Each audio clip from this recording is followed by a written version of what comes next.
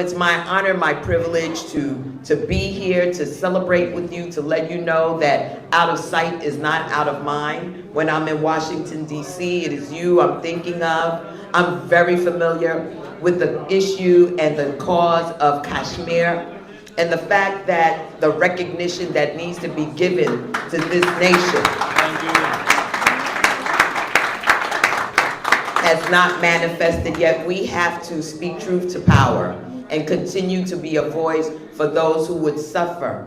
And right now, we know that the people of Kashmir are looking to us here in the United States, where we can make the difference. So to each and every one, again, it's my honor and my privilege to come to celebrate with you. I want to thank Dr. Sabah.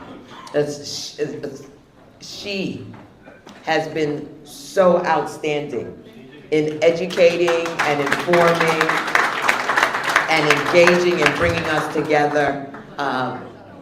Again, this is my beloved community, and to see so many of you have come this evening to share in fellowship with one another is another blessing. Now I can go back to Washington, D.C. and brag about the beauty, the majesty that is my district that I represent. I'm able to speak forthrightly about immigration and what it means when families are separated and people want to travel home to visit their families and their loved ones, but we don't have the pathway for them to be able to go and to return to do the work that they're doing to help build our great nation. And so I'm going back to Washington, D.C. This is that moment where we stand up and we fight for comprehensive immigration reform. We see that many immigrants are coming to the United States from around the world. People are suffering, and we are a refuge, and we will always be that refuge. So let us all stand together